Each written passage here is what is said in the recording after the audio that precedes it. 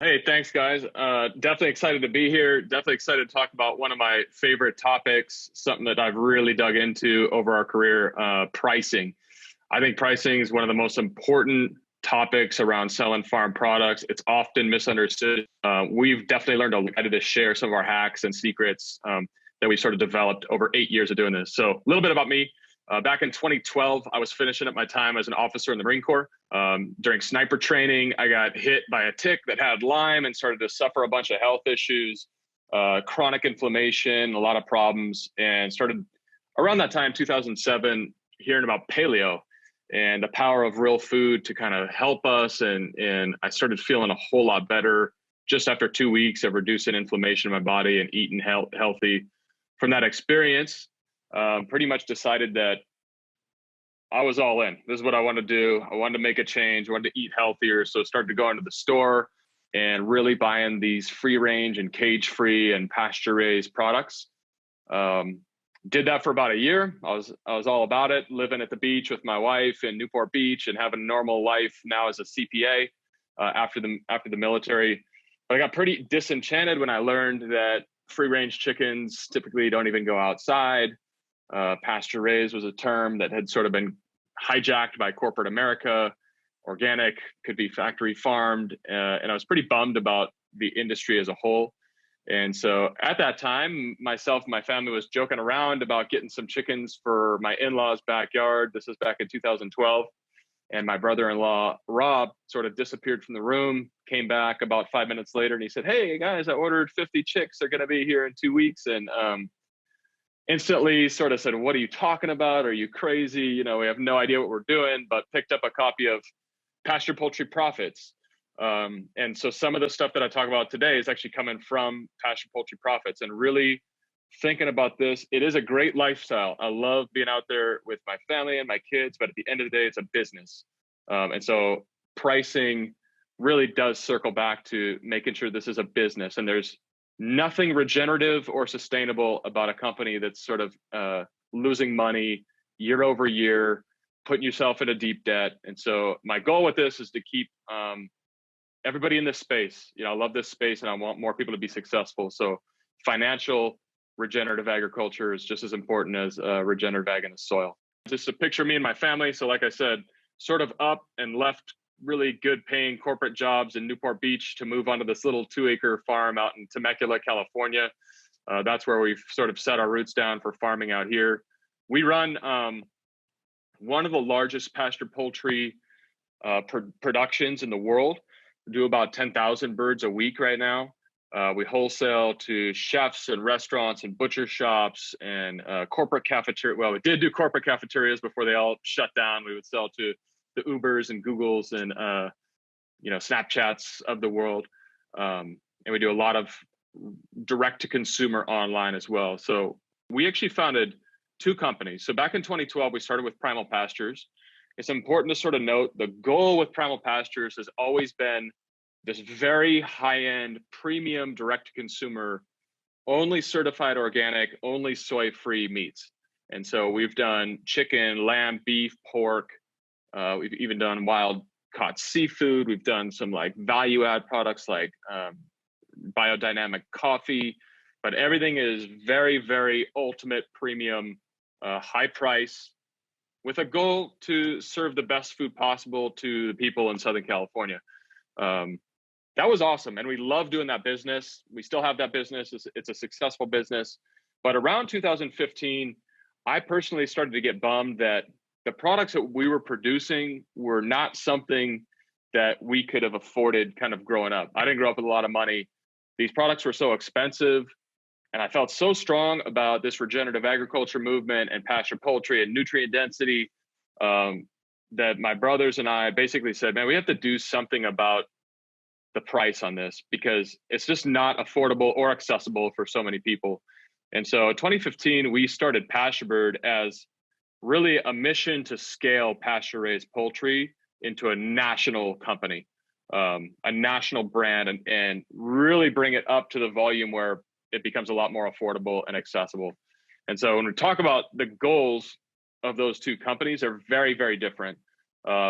because of that, they have very different products. Pasturebird's typically selling in a food service case, 40-pound case, 8 wogs or 12 wogs. That's whole chickens, where Primal Pastures typically selling in retail packs. So, single individually wrapped cryovac bird or parts like drumsticks or 1 pound packs of thighs. Primal Pastures is also an aggregation platform. So we're bringing in, beef. We raise some beef, but then we also bring in some beef. We raise some pork, but we also bring in some pork from these partner ranches and partner suppliers. Pasturebird only produces what we sell. So both totally great businesses, but really, really different. I'll hopefully highlight some of the difference, how we think about pricing for those two. Getting into the nitty gritty, pricing products. This is where I see mistakes made all the time. The number one mistake I see in pricing farm products is that we use cost plus. Cost plus is the idea that, and this is great, right? We go and figure out our costs down to the dime or down to the nickel. I'd encourage you to probably not go down to the penny unless you're at a really big scale, but we try to get close, very close on what our pricing looks like. And then there was this thing floating around within pastured poultry, at least for a while, that said, okay, for a whole bird, figure out your costs, add $5 to it, and then that's going to be your price. And when I heard that with my accounting background and an MBA and kind of looking at this thing like a business, I was just like, you've got to be kidding me. That is the worst advice I think I've ever heard in my life. Don't use cost plus. That doesn't mean don't know your costs. Definitely do figure out your costs, do your accounting, get your books in order, hire an accountant if you have to, and know what it costs you to produce a whole chicken. And I'll talk about chicken a lot just because that's our specialty, but this applies across the board for a cow or a pig or anything else. So know your numbers, but don't use your cost to drive your price. Much better is look at competitive-based pricing. So when we go out to price a new product, back in 2012, it was a little trickier because there weren't so many pasture-based farms already out there online. Now it's actually easier. I can go to White Oak and I can go to Polyface and I can go to Belcampo and I can kind of look around and see what people are asking for a pound of drumsticks or, a whole chicken or whatever your product is going to be. But what I used to do is just go into Whole Foods and I would literally go in, I'd find the most expensive whole chicken in Whole Foods. Typically that'd be like a Gap 5, I call it quasi pasture raised. Definitely says pasture raised on it, whether it really was or not, that's up for debate. But I go and find that and say that was $26, $27. I basically said, look, I know our product is better than that, significantly better than that. So I need to be above that. Even though it sounds like a lot, I want to be looking at my competition to really drive my pricing. Of course, I also need to make money. So I need to factor in my cost a little bit, but I'm not just taking my cost and adding it a premium to that. So I'd really encourage people to look at competition-based pricing. Talk about meeting your goals. I mean, it's really important to understand the difference of fixed and variable costs. This is a basic in accounting. Your fixed costs is stuff like your land, your labor, your rent, your water, kind of what you pay to actually run the day-to-day business. Your variable cost is stuff like the chick, the feed, the harvest, the packaging. So you need to make sure to set an overall margin that's going to cover your fixed costs. So whatever your volume is, say you can do $100,000 in sales. If your fixed cost is going to be $40,000, you need to make sure to have a 60% margin to be able to cover those fixed costs. So really meeting your goals. This also goes back to the difference of Pasturebird versus Primal Pastures. With Primal Pastures, we didn't have any outside funding. It was purely bootstrapping and funding based on our own balance sheet and the profits that we were bringing in. So we had to price at a margin that let us stay afloat at all times. With Pasturebird, we're trying to scale a national company. So it's okay for us to take a little lower margin, potentially dip into the red, and then go out to the bank or go to investors to supplement to help us get to that scale where ultimately we will make a lot more money. I use the example sometimes of I'd rather make $1 per chicken on 1 million chickens than $10 per chicken on 100, right? Because at the end of the day, that's more money to go back to growing the operation. That third point, don't be afraid to ask a premium, is probably one of the most important in this whole thing. I see this mistake constantly. People feel like we're selling commodity corn or soybeans. Look, we are not. We're in a highly niche, highly differentiated space We're not selling a commodity product. And it's really important to get your story right and realize what you're doing is so vastly different. And you need to be confident going out and asking for a premium on your product, a big premium a lot of times. I know in Walmart, you could go out and buy a $5 chicken right now. Costco, it's already cooked for $5. If you want to go on to Primal Pastures right now, it's probably $35 to buy a whole chicken. That doesn't matter, right? Because you're selling to a completely different consumer that values what you're doing over that factory farm bird inside of Costco. One thing we talk about a lot is value add and cutting up whole birds. So we've done both sides of this all the time. We update the math constantly and really understand what your costs are associated with cutting up a whole bird. It sounds really great to be able to sell boneless, skinless breast for $18 a pound when your whole chicken sells for $28, right? But the reality is sometimes you might be surprised at how much goes into the actual processing, cutting up, packaging, and then making sure you're actually having good sell-through on those items like the wings and the drumsticks. And again, I'm talking about chicken, but at the end of the day, you have equivalents in the beef and pork world as well. I know those pork shoulders will back you up sometimes. Those beef London broils, they'll back you up sometimes. So just because you're getting some great price on the boneless, skinless breast doesn't mean that you're necessarily selling through all of your other products and getting full price. That being said, we make a lot more money in our operation. We make a lot more money cutting the bird up than necessarily selling it whole. So make sure you're really looking at the math and doing the math constantly on whole birds versus cut ups. And same thing goes for beef or pork. Taking bigger cuts or smaller cuts, ground beef, make sure you're really doing the math on all those cut up products. I talk about this a lot, but there's 3 core products in my experience that the customer looks at that they really know the price over and over and they kind of understand it. Those 3 items are the whole chicken, a 1-pound pack of ground beef, and 1 dozen eggs. I found that we have a lot of price elasticity, which means we can move pricing around on other products, but those 3 items, people generally know the cost of them in the grocery store. And so when they come to your site, they're going to look to those 3 to decide internally in their head if you're an expensive place, a reasonable place, or a cheap place. We kind of fight to keep those 3 items within reason. And then we put more margin on any product other than those. But if somebody comes onto your site and they see a dozen eggs for $12 or $13, they're going to instantly kind of go, oh, wow, that's a really expensive place. Maybe that plays into your strategy of being, ultra premium, ultra high end. That's fine. But I think that they look to those 3 items really specifically to get a gauge for kind of where you're at. This is one of my most key core takeaways with pricing. We have to do a better job as an industry. And I say this kind of all small farmers and direct marketers across the board of making our products more simple to the consumer. Like them or not, ButcherBox has done an amazing job with this. You go into their site and it's 2 clicks until you are subscribed and you have product hit your doorstep every single week. And they have grown very rapidly because of that ease and simplicity. And it's a really cool thing that they've done to make it so easy for people.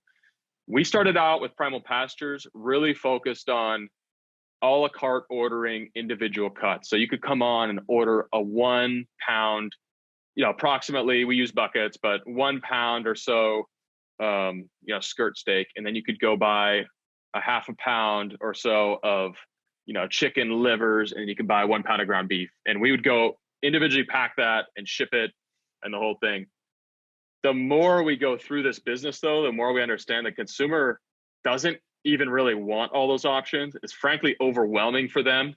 They do not care about the difference of a lamb loin chop, sirloin chop, or a shoulder chop. They just want some lamb to eat. Or really, they might even just want some good meat to eat.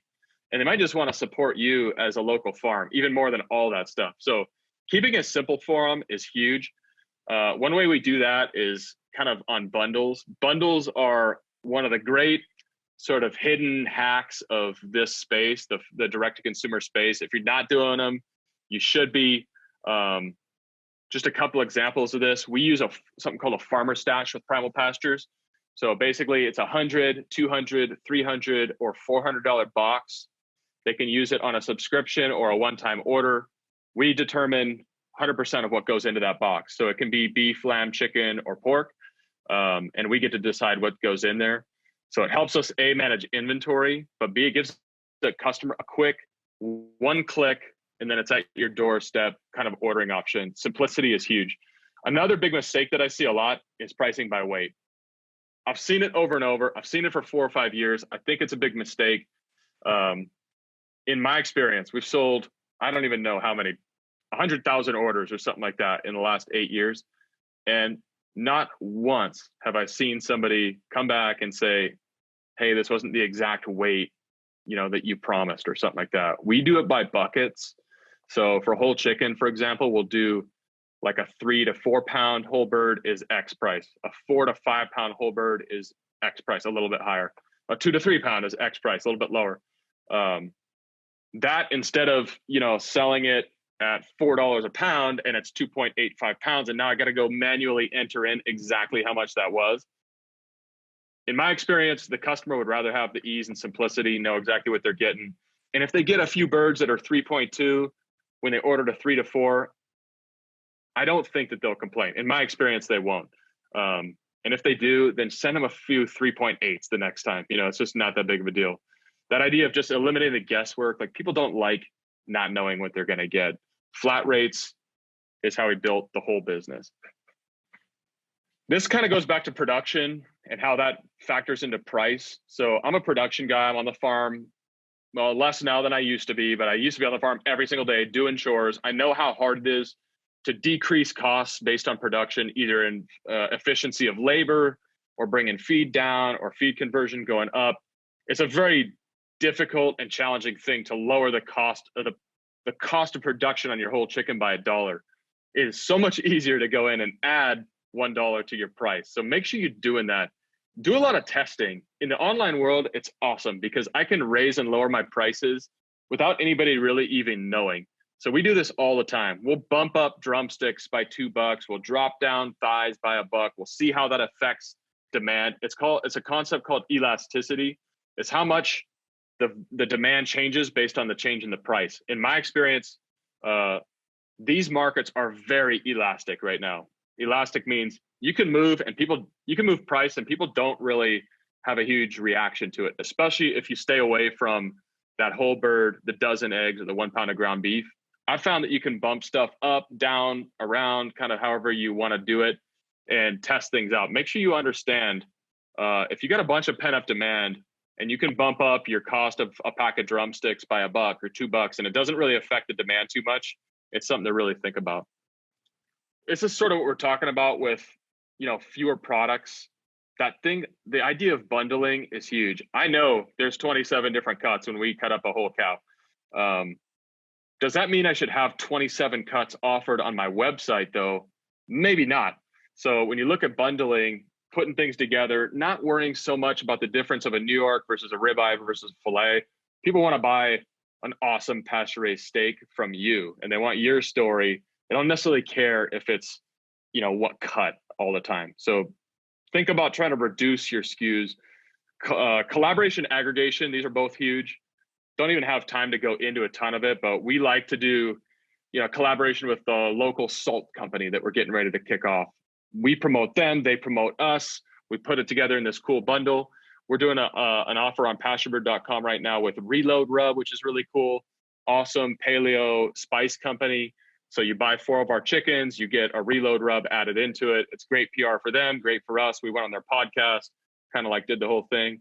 Aggregation, whole nother subject, but it's the idea of working with other producers, in your area or that align with your values.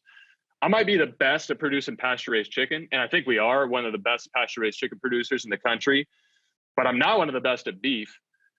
However, my customers all want to buy pasture-raised beef. So if I have the captive audience, if I've worked so hard to get these customers, maybe I should be working with a local beef company or somebody that aligns with our values to go and sell beef to my customers. And ultimately, those customers are the best marketers in the world. It means a lot more for somebody, friend or family, to go say, oh, I ordered from Pasturebird and it was this great experience, I love them, than for them to read, even the best written ad that pops up on their Facebook feed. Just remember, we're not selling commodity products.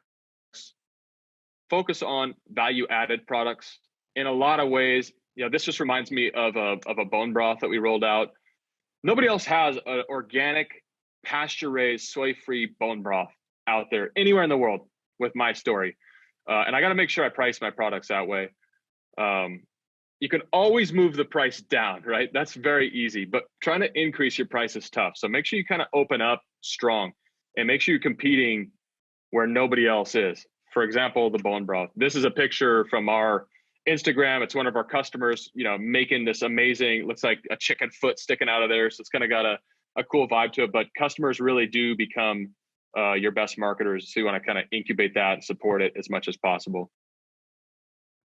In summary, I encourage you guys to be wary of cost plus pricing. I know that it's sort of the run of the mill and it's how a lot of people do it, but I'd avoid it at all costs. Get your costs straight, know what it costs you to produce a product, but you want to look at the competition to really figure out where your pricing is at.